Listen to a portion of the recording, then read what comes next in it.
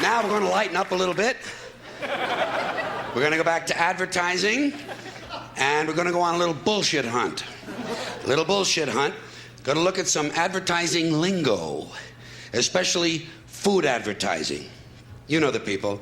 Fresh, natural, hearty, old-fashioned, homemade goodness in a can. That kind of stuff. So let's take a look. Let's take a look at some of these words. Old-fashioned. When you hear old-fashioned, you're supposed to think, oh, this goes back to the old days. Right. The old days. Before we had sanitation laws. Before hygiene became popular. Back when botulism was still considered a sauce. Old-fashioned is supposed to give you a warm feeling.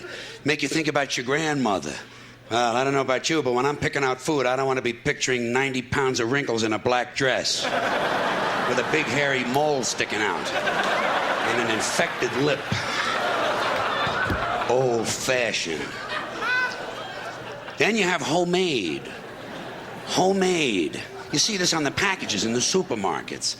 Folks, believe me, it is physically impossible for a food processing plant to produce anything homemade. I don't care if the CEO is living in the basement and cooking on a hot plate. It's not gonna happen. And you shouldn't be eating processed foods and packaged foods anyway. They're no good for you. You know how I stopped eating processed foods? I started picturing the people who were doing the processing. Next time you're in the bus and you see some guy with gangrene on his hands, just picture him on the assembly line putting little pieces of chicken in a box. That'll cure you. Then go home and eat some fucking grapes. Homemade. You see homemade in the restaurants, too. Homemade soup. I don't care how much the amphetamine-driven waitress with the Marlboro lines in her face reminds you of your mother, the soup is not homemade.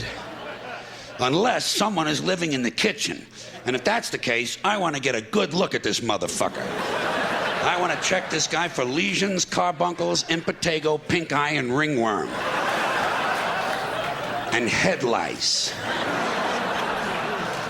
Then you have home style. Home style. When the advertising imbeciles realize that homemade sounds too full of shit, they go to home style. Home style flavor. Oh, whose home are we talking about? Jeffrey Dahmer's? Believe me, there's nothing home style about the boiled head of a Cambodian teenager, okay? Even if you sprinkle parsley on the hair.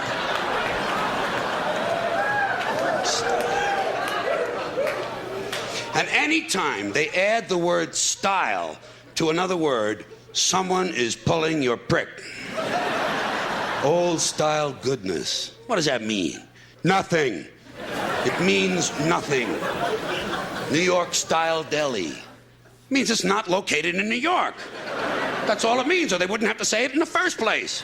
It's located in Calgary, and the owner is from Hong Kong. And the food tastes like things that the Bangladeshis throw away. Chicago-style pizza means the night manager once changed planes at O'Hare. Family-style restaurant. You know what that means? It means there's an argument going on at every table. Two people are crying, and the eldest male is punching the women. Family style. Family style. Then you have gourmet. Here's another word the advertising cretins have completely wiped their asses with. Gourmet. Gourmet dining in a cup. Gourmet cuisine in a can. By the way, whenever you hear cuisine in place of food, be prepared to pay an extra 80%. Gourmet rolls, gourmet coffee, gourmet pizza. These things do not exist. You want to know what gourmet food? Toasted snail penises. Candied moose balls. Deep dish yak dick. Gourmet. Here's another full of shit food word. Hearty. Hearty. Soup is hearty. Breakfast is hearty. You know what I do when I hear the word hearty? I look at the label. 300 grams of saturated fat. Hearty, as in heart attack. It's the same with buttery and lemony and chocolatey. Real chocolatey goodness. You know what that means? No fucking chocolate.